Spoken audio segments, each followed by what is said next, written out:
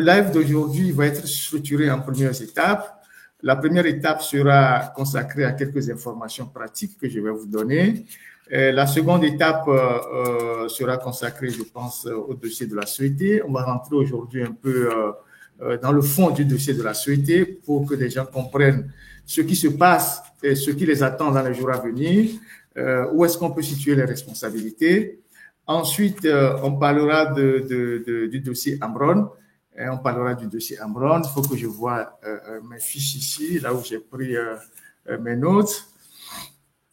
On parlera du dossier Ambron. On parlera aussi d'un certain nombre de sujets que je vous laisserai découvrir au fur et à mesure qu'on progresse dans le live. Alors, je voudrais déjà, pour ceux qui sont connectés et ceux qui le seront après, saluer principalement tous les amis qui se mobilisent pour le GoFundMe, la cagnotte qui a été lancée par notre frère artiste Zagabambo pour venir en soutien à la famille de Ambron. Et les objectifs de cette cagnotte ont été clairement exposés. Il s'agit principalement de venir en soutien à la famille, même si la famille, on le sait, n'est pas à l'abri du besoin. Ce n'est pas une famille qui est en difficulté financière, mais c'est notre manière de rester mobilisé et de témoigner de notre solidarité avec la famille de ce frère, de ce compatriote qui a pris les risques pour la vérité, pour la liberté, pour la justice, de se faire arrêter devant ses enfants, sa mère. Et donc, cette cagnotte est destinée à venir en appui à cette famille-là. Avant que je ne rentre tout à l'heure au studio, on était à 24 000 € en moins d'une semaine. Je pense que c'est assez énorme. C'est encore la première fois que je vois les Togolais se mobiliser autant pour cotiser depuis les événements de 2017. Lorsque cette cagnotte a été lancée il y a quelques jours, en 2 jours, la cagnotte a atteint presque 15 000 €. C'est vraiment phénoménal. Et on a mobilisé pas mal d'amis, des camarades de lutte pour que les gens puissent cotiser. C'est important qu'on cotise. Et donc, on a fait la campagne, énormément de campagnes. Parfois, on appelle directement les gens, on leur dit il faut vraiment contribuer. Je l'ai expliqué la dernière fois, si tu ne peux pas être au front, tu peux quand même participer à la lutte, c'est le plus important. Et ensuite, il y a un travail de fond qu'on essaie de faire, chacun à son niveau, selon ses compétences et selon ses réseaux.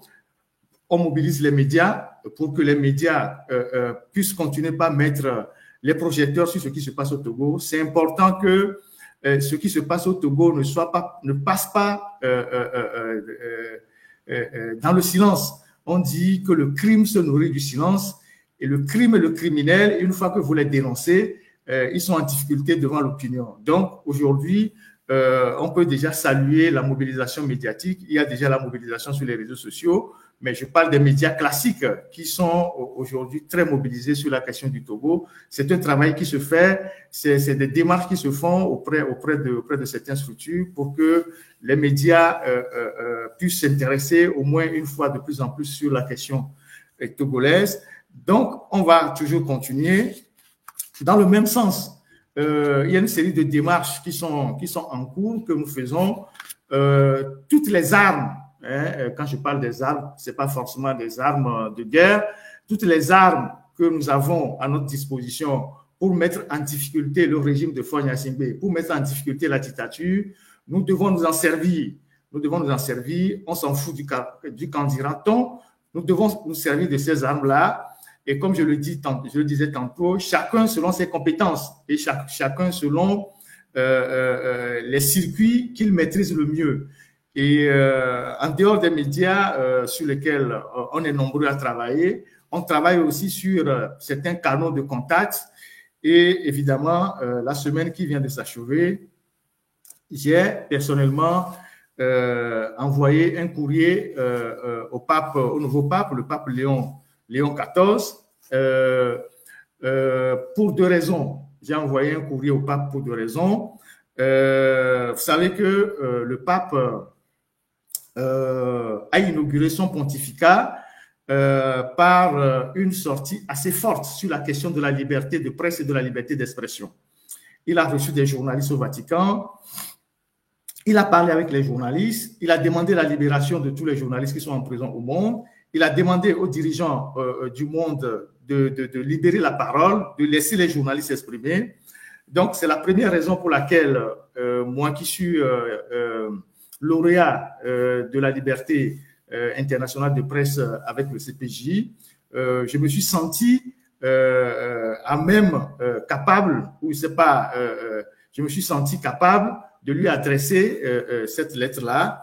Ensuite, la seconde raison pour laquelle j'adresse cette lettre-là au pape, c'est que Faure Gnassingbé est un habitué du Vatican. C'est quelqu'un qui est souvent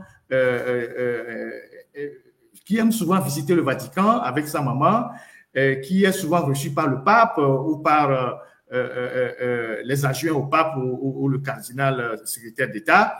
Donc, il est souvent au Vatican et nous devons informer les dirigeants du Vatican, qui est le plus petit État au monde, mais l'un des États les plus influents, de ce qu'est réellement la personnalité de Faure Gnassingbé. C'est parce que il soigne son image à l'extérieur, il a des réseaux, il a des canaux qui lui font passer pour un dirigeant, que des gens ne parlent pas suffisamment de lui. Maintenant, nous devons parler de lui partout. Ce qu'il est réellement, nous devons le décrire aux gens, de manière à ce que le jour où il se pointe quelque part, les gens puissent lui demander qu'est-ce que tu fais dans ton pays, pourquoi tu sacrifies la jeunesse, pourquoi tu envoies les étudiants, c'est pas, tu envoies les journalistes en prison, tu les envoies en exil, tu les envoies, pourquoi tu arrêtes les poètes qui écrivent des poèmes, pourquoi tu arrêtes les artistes, pourquoi tu envoies des jeunes de l'opposition en prison qui meurent petit à petit, tu refuses de les libérer. Tu ne peux pas faire tout ça et venir te pointer comme un enfant de cœur au Vatican devant le pape. Je ne suis pas naïf, je ne dis pas que le Vatican, je ne suis pas naïf, mais nous sommes dans les réseaux où chacun utilise les armes qu'il a pour influencer et qui il doit influencer. Et donc, je ne suis pas un naïf pour croire que, bon, le Vatican va faire quoi que ce soit, mais c'est important qu'on informe les gens là où, tous les endroits où force se présente généralement, il faut qu'on fasse quelque chose pour démontrer aux gens qui il est réellement. Et donc, à travers les réseaux et les canaux diplomatiques dont je dispose et dont quelques amis aussi disposent, j'ai envoyé un courrier au pape que je vais partager avec vous. Et ça va être la première information de ce live. C'est un courrier qui est resté sous embargo jusqu'à ce matin et je l'ai transmis aux médias. Et donc, je vais en parler tout à l'heure et vous allez prendre le temps d'écouter le courrier que je vais lire tout à l'heure. Et je l'ai transmis directement au Vatican et je l'ai transmis aussi au nonce apostolique du Vatican qui se trouve à Paris. Donc, c'est par deux canaux que j'ai envoyé ce courrier-là qui ont atteint leur objectif. Donc, voilà ce que j'écris au pape. Alors, ça, c'était le pape Léon XIV, souverain pontife de la Cité du Vatican. Très Saint-Père, votre sainteté le pape, souverain pontife. Journaliste d'investigation en exil en France et lauréat du prestigieux Prix international de la liberté de presse qui m'a été décerné par le Comité pour la protection des journalistes CPJ en novembre 2023 à New York, j'ai été particulièrement ému et particulièrement intéressé par votre allocution lors de votre première rencontre avec la presse internationale le 12 mai 2025 à la salle Paul VI, au lendemain même de votre élection à la tête du Saint-Siège. Au cours de cette audience, vous avez exprimé votre engagement en faveur de la liberté de la presse en ces termes. Je cite le pape. Permettez-moi donc de réaffirmer aujourd'hui la solidarité de l'Église avec les journalistes emprisonnés pour avoir recherché à rapporter la vérité et par ces paroles de demander la libération de ces journalistes emprisonnés. L'Église reconnaît dans ces témoins, je pense à ceux qui racontent la guerre au prix de leur vie, le courage de ceux qui défendent la dignité, la justice et le droit des peuples à être informés, car Seuls des journalistes, des peuples informés peuvent faire des choix libres. La souffrance de ces journalistes emprisonnés interpelle la conscience des nations et de la communauté internationale, nous appelant tous à préserver le bien précieux que sont la liberté d'expression et la liberté de la presse. Ça, c'est les citations que le pape a données devant les journalistes le 12 mai 2025.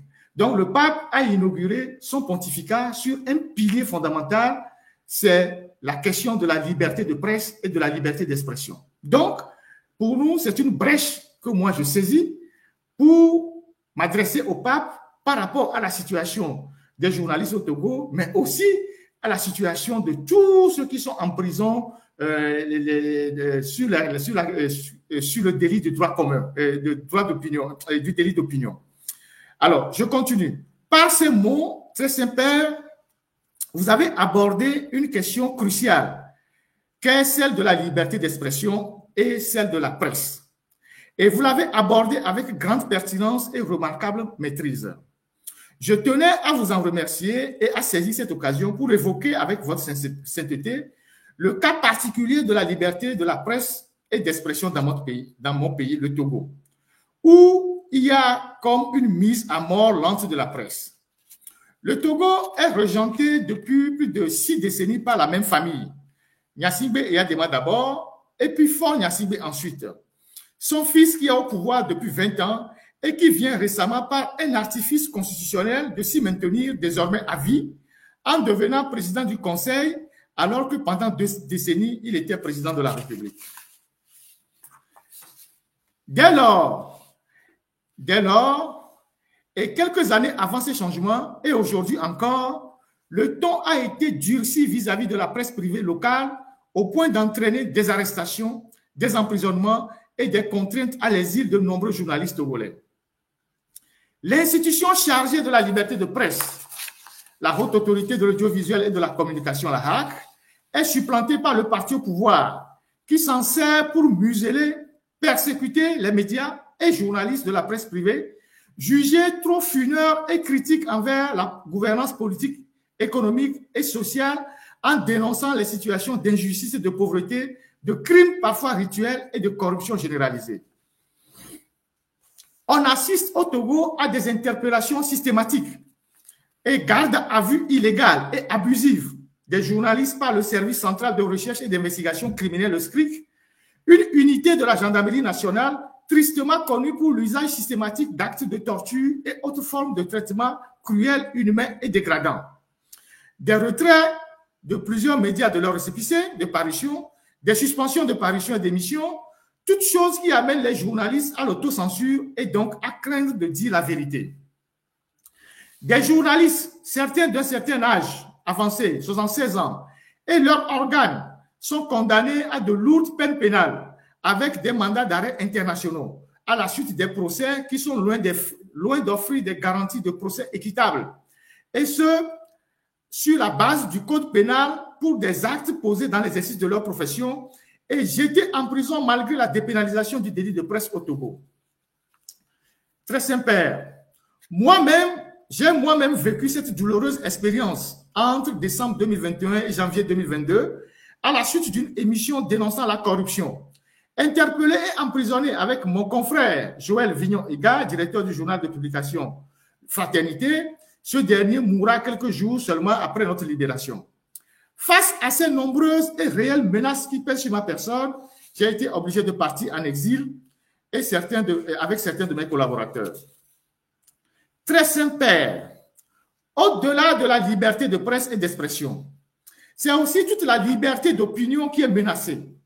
Des militants de l'opposition, des membres de la diaspora rentrés au bercail sont arrêtés, torturés et mis en prison. En somme, toute tentative de dissidence ou toute voix dissonante sont étouffées par le pouvoir en place. Les forces de défense et de sécurité et l'appareil judiciaire sont instrumentalisés pour empêcher l'exercice des libertés fondamentales, notamment la liberté syndicale, la liberté d'association, de réunion, de manifestation publique. Le Togo compte aujourd'hui dans ses prisons près d'une centaine de détenus politiques, sans oublier 9 cas de décès en détention par suite d'actes de torture et de traitements cruels, inhumains et dégradants. Monsieur Jean-Paul Omolou, activiste togolais vivant en Suisse, de retour au pays, a été arrêté le 3 novembre 2021 et détenu depuis lors dans des conditions inhumaines dans les locaux de la gendarmerie à Lomé, un lieu de détention non conventionnel. Les appels de nombreuses organisations des droits de l'homme exigeant sa libération n'ont pas eu d'écho de la part du gouvernement togolais. Le 12 janvier 2025, M.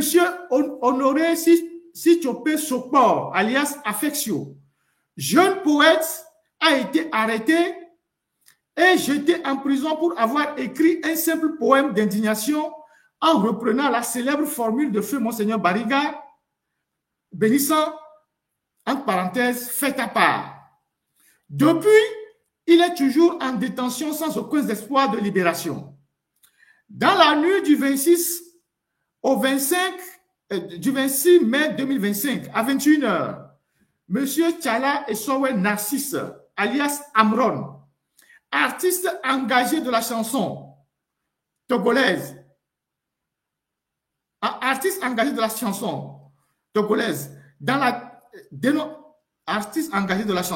dénonçant dans la dénonciation systématique de la malgouvernance et de la corruption au Togo et sur les réseaux sociaux, a été kidnappé par une cinquantaine d'agents de la gendarmerie, armés jusqu'aux dents, dans une rare violence devant sa mère malade, son épouse et ses 4 enfants mineurs.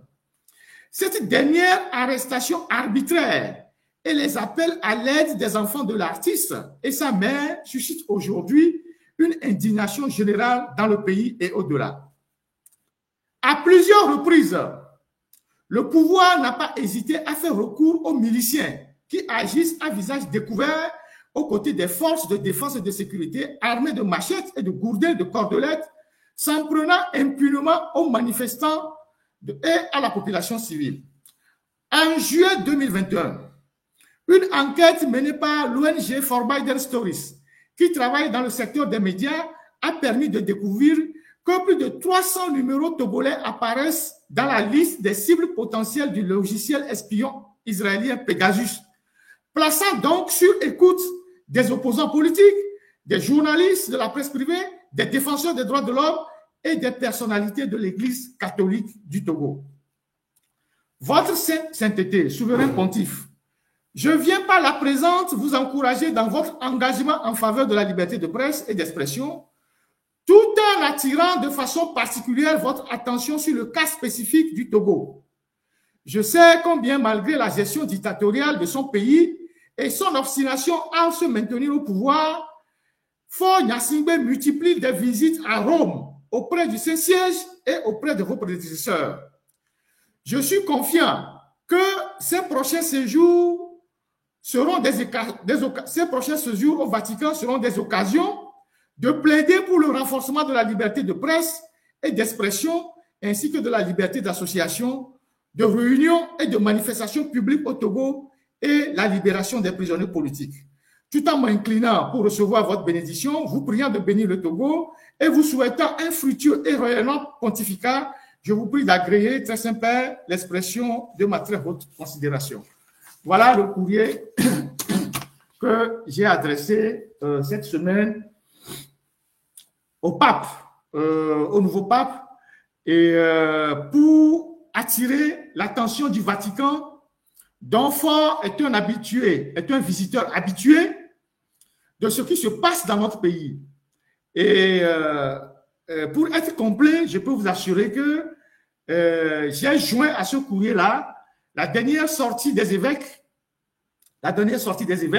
sur la situation de notre pays, puisque les évêques ont décrit avec les mots justes la situation catastrophique de notre pays. Donc, j'ai joint à ce courrier physique la dernière sortie de la conférence épiscopale du Togo pour que le pape puisse comprendre. Je sais que la sortie des évêques, le pape est déjà au courant, mais quand je l'ajoute à mon courrier, c'est pour que le pape comprenne que ce que je dis, les évêques le disent déjà. Donc, ce courrier est parti cette semaine par des canaux diplomatiques appropriés Et nous allons faire le suivi. Et comme je l'ai dit tantôt, nous avons à chacun, selon nos capacités, selon nos moyens, selon nos réseaux, selon nos relations, nous devons faire quelque chose pour mettre en difficulté Faure Gnassingbé. 20 ans de pouvoir, c'est suffisamment, c'est suffisant pour qu'il aille se reposer. 20 ans de pouvoir, c'est suffisant pour qu'il aille se reposer. Surtout que son bilan ne plaide pas en sa faveur. 20 ans de pouvoir, c'est suffisant pour qu'il aille prendre une retraite tranquille. Aujourd'hui, il est devenu un obstacle pour l'épanouissement de la jeunesse, un obstacle pour l'épanouissement des Togolais, un obstacle pour tout développement de notre pays. Et donc, nous devons, chacun à son niveau, faire ce qu'il peut faire pour mettre en difficulté ce régime-là.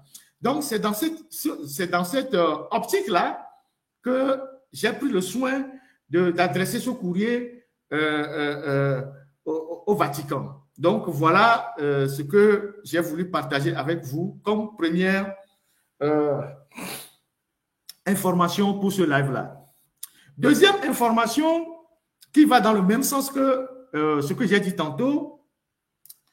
J'ai constaté que depuis que les évêques ont fait leur sortie, il y a des individus qui sont proches du pouvoir, qui reçoivent des prébendes du pouvoir, qui multiplient des sorties pour insulter les évêques, pour s'attaquer aux évêques, pour traiter les évêques de tous les noms d'oiseaux. Je voudrais rappeler à ces individus-là, c'est vrai qu'ils sont en train de préserver leur beefsteak, leur prébende. Ils sont en train de préserver ce qu'on leur donne par mois pour pouvoir survivre. Mais je voudrais rappeler à ces individus-là que les évêques n'ont rien dit que nous ne connaissons pas déjà. Nous tous, nous vivons la situation togolaise. Nous savons comment la misère s'est répandue partout dans notre pays. Nous savons comment les Togolais ont des difficultés à joindre les deux bouts. Nous savons comment, du sud jusqu'au nord, les gens sont désarmés financièrement. Les gens n'ont pas de moyens. Donc, les évêques n'ont fait que rapporter en réalité ce qu'ils observent dans le pays, ce qu'ils vivent dans le pays, ce qu'ils touchent du doigt dans le pays. Mais une autre information que je vais vous apporter et que j'apporte à ces individus-là, c'est que 5 mois, ou il y a de cela 6 mois, les services de renseignement togolais ont fait un sondage discret sur l'ensemble du territoire pour avoir une idée réelle de la situation des Togolais. Et je vous assure, selon mes informations, que le rapport qu'ils ont établi à la suite de ce sondage-là, ce rapport est clair et net que les Togolais en ont marre et que les gens en ont jusqu'au cou.